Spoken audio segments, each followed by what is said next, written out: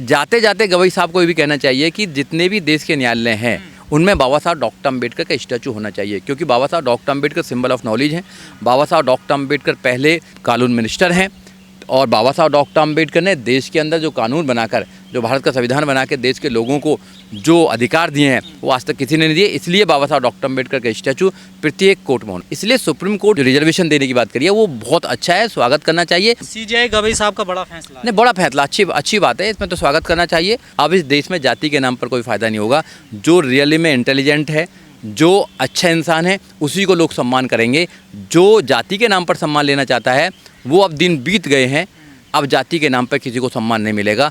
अब कर्म के आधार पर लोगों को पहचान भी करी जाएगी और लोगों को सम्मान भी दिया जाएगा। सुप्रीम कोर्ट ने अभी एक फैसला दिया है कि जो यहाँ के सुप्रीम कोर्ट के कर्मचारी हैं उनमें ओबीसी आरक्षण भी अब लागू होगा।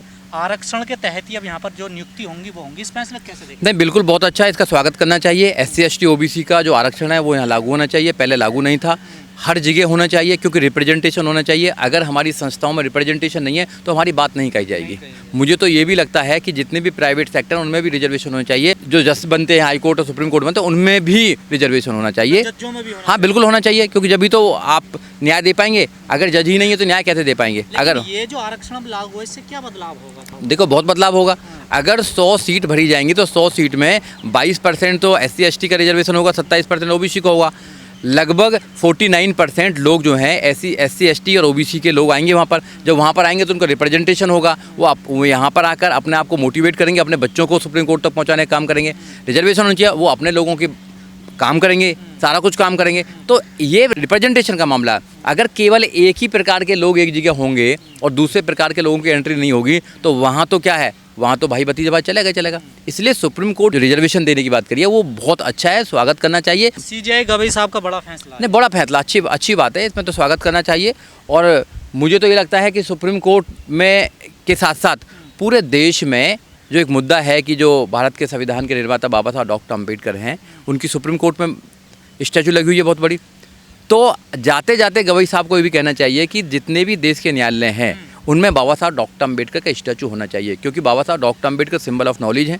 बाबा साहब डॉक्टर अम्बेडकर पहले कानून मिनिस्टर हैं और बाबा साहब डॉक्टर अम्बेडकर ने देश के अंदर जो कानून बनाकर, जो भारत का संविधान बना के देश के लोगों को जो अधिकार दिए हैं वो आज तक किसी ने नहीं दिए। इसलिए बाबा साहब डॉक्टर अम्बेडकर का स्टैचू प्रत्येक कोर्ट में होना चाहिए। कई कोर्टों में बाबा साहब के स्टैचू को लेकर विवाद चल रहा है, कहाँ विवाद कौन कर रहे हैं? एक पर्टिकुलर समाज के लोग कर पा रहे हैं जो हमेशा से बाबा साहब डॉक्टर अम्बेडकर के आइडियोलॉजी के विरोध में है, जो न्याय की बात नहीं करते हैं, जो समता की बात नहीं करते हैं, जो भाईचारे की बात नहीं करते हैं, केवल ऊंच नीच की बात करते हैं और जाति के नाम पर वो फ़ायदा लेना चाहते हैं।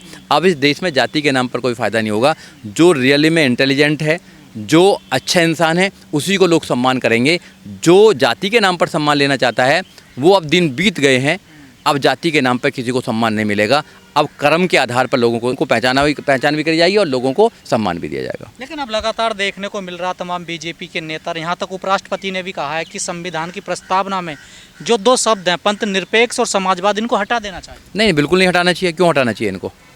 देखिए, ऐसा है, सेकुलर जो है, सेकुलर और सोशलिस्ट जो शब्द हैं दोनों, वो उसकी आत्मा है संविधान की। अगर जस्टिस की बात करें जाएंगे तो जस्टिस कैसे देंगे? पर जस्टिस सोशली, इकोनॉमिकली, पॉलिटिकली। और अगर लिबर्टी की बात करेंगे, liberty of thought, aspiration, belief, worship की बात करेंगे, सेकुलर स्टेट है। अगर लोगों को अपने धर्म को मानने की अगर परमिशन ही नहीं होगी, उनको आज़ादी नहीं होगी, तो फिर तो सेकुलर स्टेट हो ही नहीं सकता है। तो सेकुलर तो उसी में छुपा हुआ है, जो प्रियम्बल है, जो उसकी आत्मा है संविधान की, उसमें छुपा हुआ है। तो दोनों सब होने चाहिए। मकसद क्या है फिर बीजेपी का? मकसद ये है कि एक धर्म का राष्ट्र बनाना, एक भाषा का राष्ट्र बनाना। जितने भी अन्य देशों को देख लीजिए, जो एक धर्म के राष्ट्र हैं वो पतन की तरफ जा रहे हैं।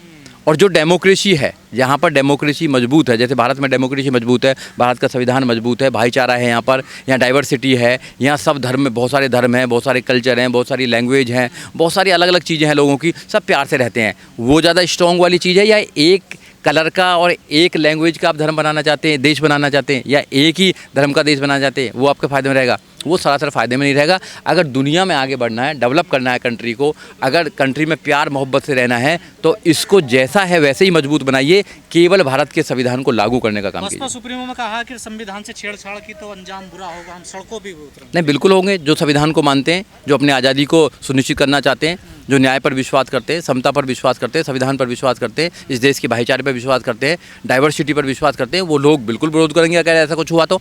इन्होंने नारा दिया था 400 पार करेंगे, भारत के संविधान को बदल देंगे, मगर देश की जनता जागरूक हो गई और थोड़ी सी और जागरूक हो जाती तो इनका सुपड़ा ही साफ हो जाता। हुआ नहीं हुआ। तो देश की जनता आज भी संविधान में विश्वास करती है और संविधान को बिल्कुल भी वो छेड़छाड़ बिल्कुल भी बर्दाश्त नहीं करेगी। अगर देश के संविधान के साथ में छेड़छाड़ हुआ तो देश की जनता सड़कों पर भी आएगी और देश की जनता चुनावों में इनको सबक सिखाने का काम करेगी। गुज़िस्ता 2 साल में बहुत सारे ऐसे वाक़यात हुए हैं, बहुत सारे ऐसे इंसिडेंट्स हुए हैं जिसमें बहुत सारी इंसानी जानें हमने गंवाई हैं और बहुत बड़े नुकसानात हमारे सामने आए हैं। ये पब्लिक सेफ्टी का जो मसला है, प्रॉब्लम है, वो बहुत बड़ा है। हम देखते हैं कि स्टैम्प पैड के नाम से बहुत सारी जगहों पर भीड़ इकट्ठा होती है, भीड़ इकट्ठा होती है, बेकाबू होती है। बेकाबू होने के बाद जो भगदड़ मचती है, इसमें बहुत सारे लोग वहाँ पर मारे जाते हैं और ये मुसलसल होता है। बहुत सारी जगहों पर हमने आखिरी 2 साल में देखा है कि ऐसी भगदड़ें मची हैं। और जैसे कर्नाटक में पिछले दिनों जो क्रिकेट वाले इश्यू में जो हुआ और जो भगदड़ मची, और इसके पहले तो बहुत सारे ऐसे बड़े वाक़यात हुए हैं। इसके साथ साथ फिर ये हो रहा है कि अभी पिछले दिनों एक मासिव एक्सप्लोशन हुआ सिगाची इंडस्ट्रीज फार्मास्यूटिकल यूनिट में, जो तेलंगाना में हुआ और तकरीबन 40 वहाँ लोग मारे गए हैं, बड़ी तादाद में लोग वहाँ इंजर्ड हुए हैं और इस तरह का वाक़या पेश आया है। हम देखते हैं कि इस तरह की बड़ी इंडस्ट्रीज़ में इस तरह के जो वाक़यात पेश आते हैं, वहाँ पर जो नॉर्म्स इसके होते हैं, उस नॉर्म्स के मुताबिक वहाँ पर यानी इसको कंट्रोल नहीं किया जाता है। जो इंडस्ट्रीज होती है वो खुद भी और इसके साथ साथ सरकारों की भी ये जिम्मेदारी होती है कि वहाँ के वो नॉर्म्स को पूरा किया जाए। वहाँ पर यानी जो सेफ्टी जो एक्शन लेने चाहिए वो पूरे सेफ्टी एक्शन वहाँ पर लिए जाएं और इसको कंट्रोल किया जाए। लेकिन हम देखते हैं कि ऐसे वाक़यात भी बहुत सारे होते रहते हैं पूरे मुल्क में। और इस तरह से अभी पिछले दिनों पुरी में टेम्पल के वक्त भी जो स्टेपेड हुआ, भागदौड़ मची, इसमें भी कुछ लोग मारे गए। आज सुबह ही एक वाक़या यहाँ पर फायर का हुआ विशाल मेगा मार्ट में और इसमें एक आदमी मारा गया। और इस तरह के फायर के भी बहुत सारे ऐसे वाक़यात तो होते हैं। और अभी जो एक न्यूज़ है कि ये हिमाचल प्रदेश में बारिशों की वजह से तकरीबन 37 लोग मारे गए, 40 से ज़्यादा लोग मिसिंग है और बड़ी तादाद में लोग तबाह हुए हैं। ये सारे जो वाक़यात हो रहे हैं, इसमें हमारा ये ख्याल है, जमात इस्लामी हिंद ये समझती भी है कि इस तरह से जो प्रिवेंटिव्स सरकारों को लेने चाहिए वो प्रिवेंटिव सरकारें लेती नहीं हैं। ये एक वाक़या बहुत बड़ा अभी पिछले दिन अहमदाबाद में प्लेन क्रैश का आया है। 241 लोग तो प्लेन में ही थे, बाकी के अच्छे खासे लोग यानी मारे भी गए हैं, जख्मी हुए हैं। लेकिन अजीब मामला है कि आज तक वो डिक्लेयर नहीं हुआ है। वो 241 मारे गए, वो तो बोर्ड पर थे, उनके नाम डिक्लेयर थे, लेकिन बाकी के जो लोग मारे गए हैं, इंजर्ड हैं, उनके लिए क्या यानी गवर्नमेंट ने कंपेंसेशन किया है, किस तरह से उनको संभाला है, क्या वहाँ पर काम किया गया है, इसके बारे में कोई डिक्लेरेशन नहीं आ रहा है। आमतौर पर यह देखा जाता है कि इस तरह के जो एक्सीडेंट्स होते हैं वो एक्सीडेंट में कुछ दिनों तक चर्चा होती हैं, लेकिन इसको जो रिपोर्ट्स आने चाहिए, इसकी जो यानी सही मालूमात लोगों तक पहुंचनी चाहिए, वो सही मालूमात भी पहुंचती नहीं है। हर चीज़ को दबा दिया जाता है, या तो इसको यानी जितना बड़ा एक्सीडेंट होता है इससे बहुत कम बताया जाता है। आजकल हम देखते हैं कि बड़ा मसला रोड एक्सीडेंट्स का हो रहा है। हर रोज आप देखेंगे तो अखबारों में रोड एक्सीडेंट्स के मामला आते हैं।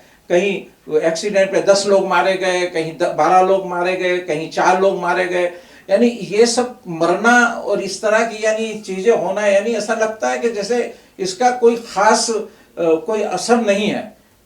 इसके लिए जो यानी मेजर्स सरकारों को लेने चाहिए वो नहीं ले रही हैं। रोड्स का भी मामला ऐसा है, इंडस्ट्रीज का भी मामला ऐसा है और इस तरह के बड़े बड़े जो प्रोग्राम होते हैं, स्टैम्पेड और इस तरह के जो वाकयात पेश आते हैं, इसमें हम देखते हैं कि हमारी गवर्नमेंट जिस तरह के इसके लिए जो यानी पेशकदमी करनी चाहिए, जिस तरह से इसके लिए उनको प्रिवेंटिव्स लेने चाहिए, जिस तरह के उनको इसका अच्छा बेहतर प्लानिंग करना चाहिए और इसके वाकयात को कैसे रोका जाए इस पर काम करना चाहिए, ये बहुत कम होता है।